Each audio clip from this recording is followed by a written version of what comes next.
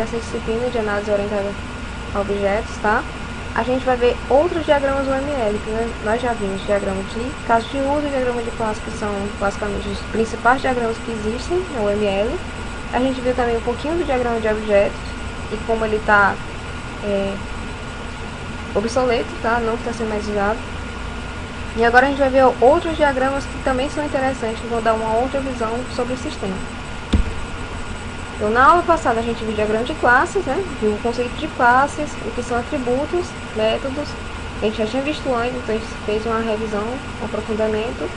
E a visibilidade, atributos e métodos. A gente também viu o conceito de pacote, a associação entre classes, a multiplicidade, que é a participação da classe naquela associação, a agregação, que é uma associação mais específica, que é uma relação de parte e todo. Então, uma classe ela é composta, é uma agregação, um conjunto de outra classe ou outros objetos, tá?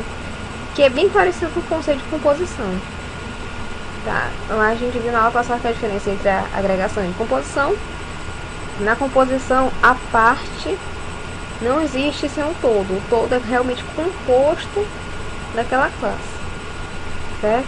E a gente viu herança, tá? A gente já tinha visto herança na primeira aula, então a gente viu de novo.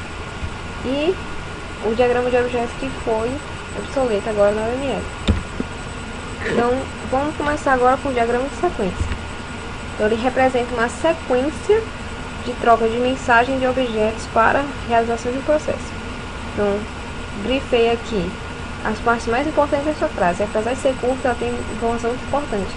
Então, representa a sequência, ou seja, a gente vai ter uma noção de ordem, do que acontece antes do que, tá? Então, acontece uma coisa, depois acontece outra, depois acontece outra. Então, vai ter essa ideia de sequência, que a gente não viu no diagrama de classe, a gente não viu no diagrama de caso de uso. Então, representa a sequência de troca de mensagem. Mensagem, eu não lembro se eu já falei para vocês, mas mensagem é como objetos ou como classes se comunicam. E eles se comunicam através da chamada de métodos. Então, em que ordem que as chamadas de método de uma classe, de um objeto, são chamadas, tá? Então, de objetos para a realização de um processo. Então, a gente não vai modelar o sistema todo, a gente não vai modelar as funcionalidades principais. A gente vai pegar uma parte do diagrama de classe, ou seja, uma parte do caso de uso mais especificamente, e a gente vai detalhar o que acontece até ele chegar ao final. Então, a gente pega um caso de uso do diagrama de caso de uso e vai detalhando, tá bom? Então, no diagrama de sequência, pode incluir linha de tempo, objetos, mensagens, que podem ser síncronas ou assíncronas. O retorno dessa mensagem, que eu já falei pra vocês, né? Que o método tem um retorno, pode ser nulo, void, né? Mas pode ser um inteiro, um real, um string ou outro objeto. Instanciação e destruição, tá? Instanciação é a criação de um objeto a partir da classe. Então, a gente tem a classe que serve de modelo. Quando a gente vai criar um objeto, mesmo vazio, ele está sendo instanciado, então ele está sendo uma realização daquela classe. Então, a gente está pegando como se fosse um formulário em branco, tá? A instanciação seria a cópia daquele formulário com o preenchimento dos valores do formulário. Ficar mais fácil de vocês entenderem assim. E a destruição, que é o fim da vida do objeto, que ele não vai existir no resto da vida. Então, entidades externas, pessoas ou sistemas externos, tá? Isso tudo pode acontecer no diagrama de sequência, não necessariamente acontece. Então, as partes principais do diagrama de sequência são essas aqui. Então, a gente tem um funcionário. Nesse exemplo aqui, a gente está fazendo o processo de aluguel de um carro. Então, está sendo detalhado aqui. Um funcionário vai verificar o cadastro do cliente. O cliente verifica o status dele, se está disponível, se ele está inadimplente ou não. Então, a mensagem volta para cá. Eu verifico a disponibilidade de quem? Do carro. E a resposta volta para cá, né, para o funcionário, que foi o funcionário que pediu a disponibilidade. É chamado esse método alugar aqui no objeto aluguel. altera a disponibilidade do carro e volta para cá a mensagem do funcionário, se você conseguiu alugar ou não. Então, vocês podem ver que é composto de objetos, tá? Tanto funcionário, quanto cliente, quanto carro, quanto aluguel são objetos das suas respectivas classes. Aqui a gente tem linha do tempo, tá? É quando o objeto está sendo ativo nesse processo. Essa parte grossa aqui é quando ele está sendo ativo. Aqui é a ordem que as mensagens são chamadas, tá? O funcionário chama esse método verificar cadastro em cliente. Então, aqui, por exemplo, esse objeto cliente, antes dele pode ter uma identificação do objeto, pode ser um nome do objeto. A gente podia colocar João, cliente. Então, ficaria identificado que aquele objeto cliente é o João. Então, ao invés de ficar só o nome da classe aqui, então na frente ficaria o identificador do objeto.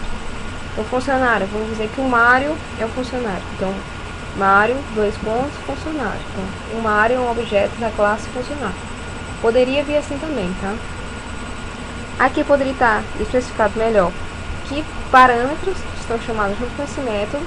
Poderia estar especificado melhor também aqui que retorno, que tipo de mensagem de retorno é devolvida aqui para o funcionário.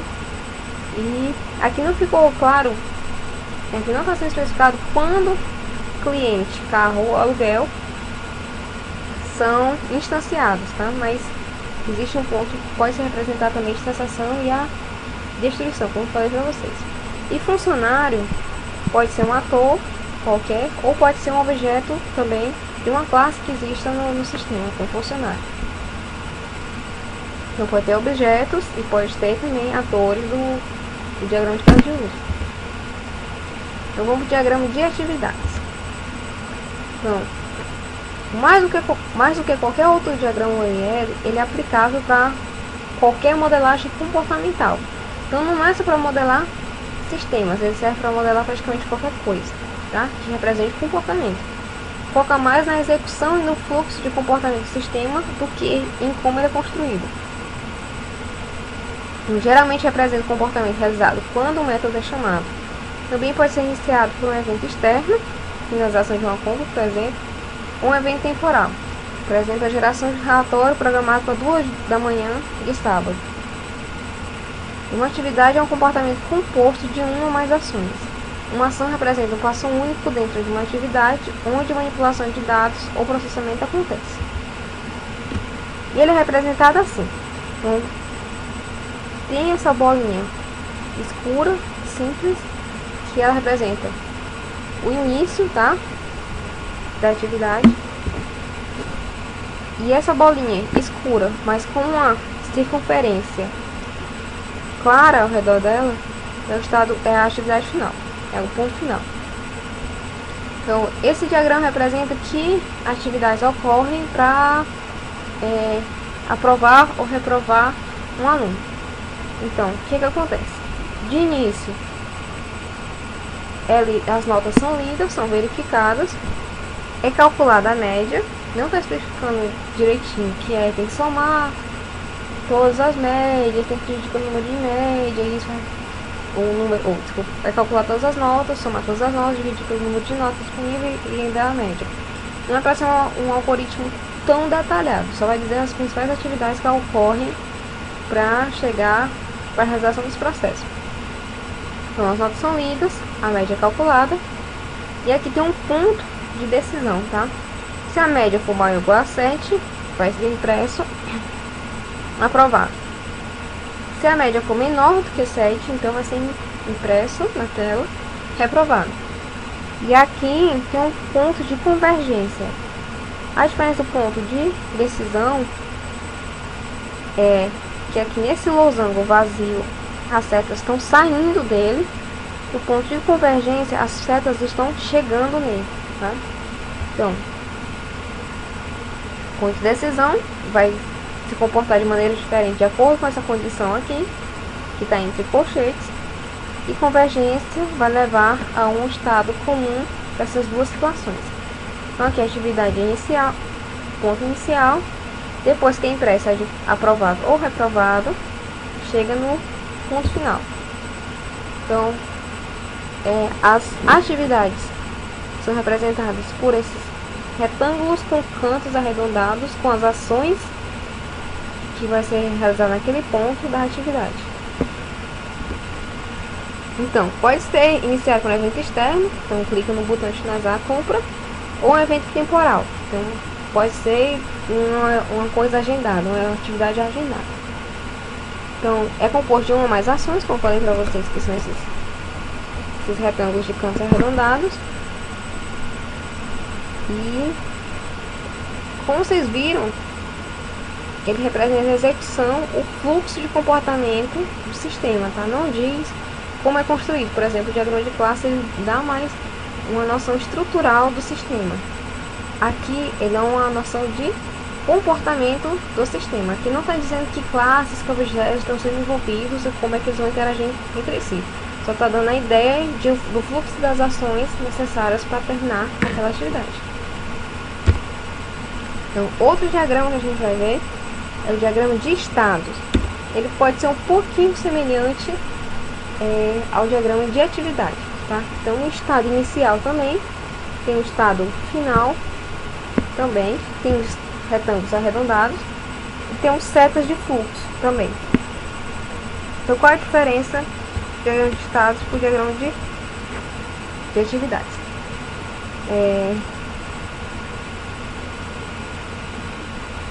Representa estados finitos e as condições que influenciam esses estados, tá?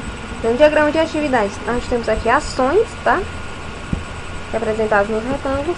No diagrama de estados, a gente tem que estados acontecem, que estados do sistema o processo pode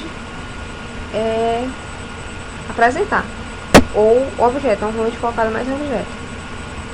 Então, inicialmente, o cliente pode clicar em realizar empréstimo. Isso vai levar o sistema a um estado de esperando checagem de débito. Depois, pode ter essas duas situações, débito existente e débito inexistente. Havendo débito existente, ele vai para o estado de lendo o valor do débito. Se não tiver débito, se não existir débito, né, então ele vai para o estado de cancelando, depois vai para o estado final de sair da tela. Então, vocês veem que aqui também tem um fluxo de movimentação do sistema, né, de comportamento do sistema. Mas em vez de estar focado nas ações, está focado em que estados um objeto pode estar.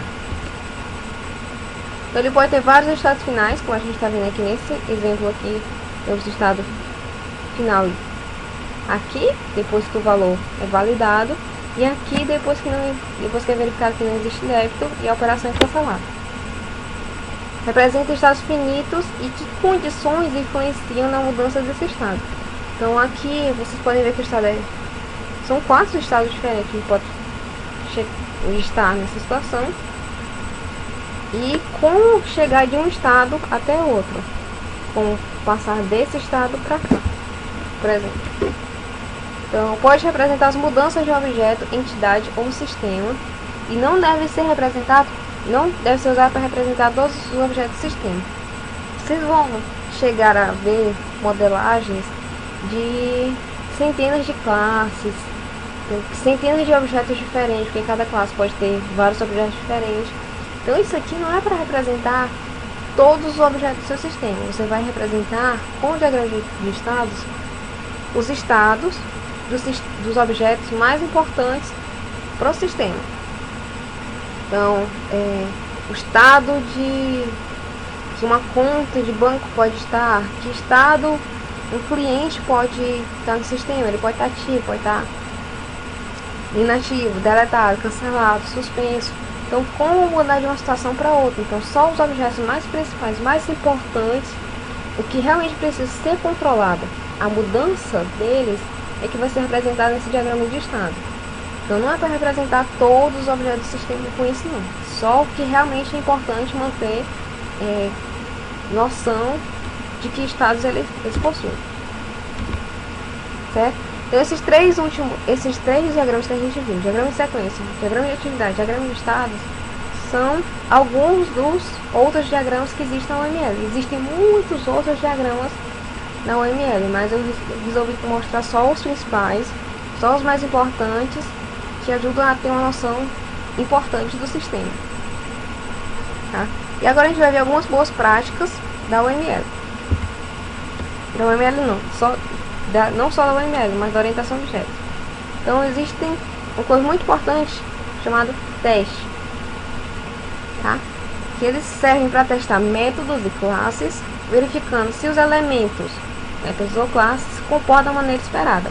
Então quando a gente está fazendo modelagem, está planejando, projetando o sistema, a gente tem uma expectativa de como é que ele vai se comportar.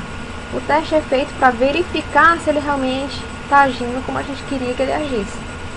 Então, exemplos mais comuns de teste de unidade, por exemplo. Valores ou parâmetros nulos ou vazios.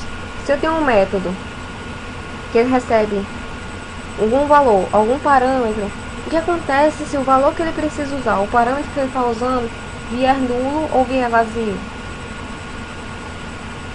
Se o valor que a gente está recebendo é maior ou menor do que a gente esperava, por exemplo, se a gente está recebendo a gente criou um método para receber horas, então a gente recebe quantas horas vai uma pessoa vai usar o computador na Lan House. Então a gente sempre imagina, a pessoa vai usar o computador na Lan House por 1 hora, 2 horas, 3 horas. Mas se for passado para esse método um valor 0, por exemplo, ou se vier um valor negativo, se vier menos 2, menos 3, então vai ficar lá registrado no sistema que a pessoa usou o computador por menos 3 horas, então tem que ser verificado isso aí também. Então, se o sistema espera uma sequência crescente, o que acontece quando valores inseridos na ordem decrescente? Então, o que acontece se eu remover um valor ou remover um objeto? O sistema vai se comportar da maneira correta, ele vai apagar o objeto. O que vai acontecer com os valores ou os outros objetos ligados àquele? Então existem várias formas de fazer teste. Estou falando mais de testes de unidade, que são testes feitos em cima de métodos, em cima de classes específicas, tá? Existem outras formas de métodos, mas esses são os mais simples de a gente ver agora. Então é importante que eles sejam automatizados, porque mudança no sistema acontece toda hora. Então ele tem que ser uma forma que você fez alguma mudança no sistema, você clica num botão, ele vai testar todo o seu sistema, todas as classes, todos os métodos, para verificar se aquela mudança que você acabou de fazer no sistema colocou algum bug no sistema, inseriu algum bug no sistema. Então isso aqui serve para testar se está tudo ok. Assim, não dá pra dizer que tá tudo ok, vai checar essas questões mais importantes de classe e método. Ele vai verificar se está funcionando da maneira que você esperava, de forma automatizada. Então você não vai testar método por método, valores por valores, toda vez que você fizer uma alteração. Você cria um ambiente que vai ser testado automaticamente. Com um clique, ele vai testar o sistema inteiro. E então, por último, um conceito muito importante é o de refatoração. Então, refatoração é o processo de mudança do design de uma aplicação sem modificar o seu comportamento original. Então, tentando explicar em outras palavras, refatoração é como se fosse uma revisão do código. Então, o código vai ser revisto, vai ser reavaliado, vai ser reescrito para ficar mais fácil de ser mudado lá no futuro, lá na frente, mais fácil de ser entendido e mais correto. Então, pode incluir mudanças de implementação de métodos. Os métodos vão ser reescritos, vão ser revisados, vão ser reprogramados, às vezes, tá? Se for necessário. A interface de objetos também vai ser mudada. O que é interface de objeto? Que métodos estão disponíveis, tá? Visíveis, públicos, protegidos, privados, como esses métodos recebem valores, que tipo de retorno eles vão receber, vão retornar também. Então pode mudar o tipo de retorno, pode mudar os parâmetros, certo? relacionamento de classes, pode uma agregação, pode virar uma composição pode virar agregação, pode ter uma herança que você não tinha planejado antes, agora fica mais visível para você depois da revisão, que existe realmente uma herança ali. Uma criação, pode também ter criação e exclusão de classes. Então, classe que você vê que tem muita coisa em comum, você pode criar uma interface, você pode criar uma classe abstrata, você pode criar uma superclasse que centralize métodos e atributos que vão ser usados pelas superclasses. Ou então você vê que tem uma classe desnecessária que pode ser resumida como um atributo dentro de uma classe, então pode ser excluída a classe do modelo também. Então, o objetivo da refatoração é dar mais simplicidade, flexibilidade, clareza e desempenho do código do sistema. Então, exemplo de situações que podem ser refatoradas.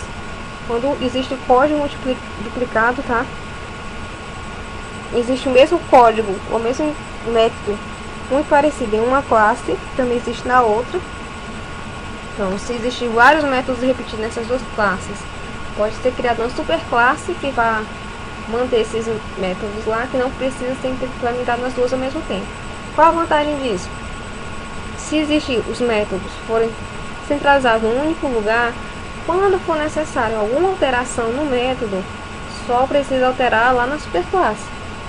Então, se os métodos continuassem nas duas classes separadas, se fosse necessária alteração de algum método, então você poderia alterar em uma classe e, por desatenção, esquecer de alterar na outra. Então, métodos iguais, que deveriam ser iguais, se comportar de maneira igual, ficam inconsistentes por causa disso. Então, é importante você verificar se essa duplicidade de código não vai trazer desvantagem para o seu código, para o seu sistema. Então, normalmente é mais aconselhado centralizar esses métodos duplicados em um único método, em um único lugar. Então, o método está muito grande, fica difícil de ler, fica difícil de entender, fica difícil de alterar, pode ser dividido em vários outros métodos. Uma classe muito grande, que comporta muita informação, se existem muitos métodos dentro dessa classe, talvez dê para dividir essa classe em classes menores. Então, tudo isso ajuda a fazer alterações no sistema quando necessário. Então, qualquer alteração no código, a refatoração inclusive, pode gerar erros imprevistos, pode gerar bugs no sistema. Então, para isso que existe a importância dos testes automatizados, como eu falei para vocês no slide anterior. Então, eu queria falar de refatoração para vocês porque é uma boa prática no desenvolvimento de orientação de sistemas orientados a objetos, e também ele pode fazer alguma alteração no modelo do seu sistema. Então, com essa mudança de relacionamento de classes, essa mudança de classes mesmo, de alteração, de inclusão, de criação de método, isso tudo vai ser refletido no diagrama de classe. Então, como é uma coisa que eu falei para vocês que é muito importante, depois da revisão de todos os requisitos, que você vai sentar, que você vai criar todo o diagrama de classes, essas mudanças da refatoração acontecem todo dia, toda semana, sempre que é necessário o sistema alterado. Então, essas mudanças vão ser refletidas no diagrama de classe. Apesar de levantamento de requisitos e a modelagem ser uma coisa que a gente faz no início do desenvolvimento do sistema, o planejamento mesmo do seu sistema, é muito provável que ele vai ser alterado durante o projeto, o ciclo de vida do projeto. Então, em diagrama de classe e nenhum dos outros diagramas que eu falei até agora, caso de uso, de sequência, atividade, todos eles são mutáveis. Nenhum deles é imutável. Todos eles podem e provavelmente vão sofrer mudanças durante o ciclo de vida de um projeto, ainda mais um projeto orientado a objetos. Certo? Então, revisão da aula de hoje. Nós vimos o diagrama de sequência, que ele vai mostrar passo a passo que métodos são executados durante a execução de um processo e que objetos vão estar envolvidos nisso. Atividades são as ações necessárias para você concluir um processo. E o diagrama de estados, o diagrama de máquina de estados, são sinônimos, vai representar que estados um sistema, que estado um objeto pode assumir durante a execução do sistema e que ações vão influenciar na mudança desses estados. A gente viu a importância de testes, do desenvolvimento de um sistema orientado a objetos, principalmente os testes automatizados, que são muito importantes, e a refatoração, que, como eu falei para vocês, pode alterar qualquer um desses diagramas que nós vimos até agora. Então, é isso, gente. Obrigada por ter assistido esse vídeo até o final.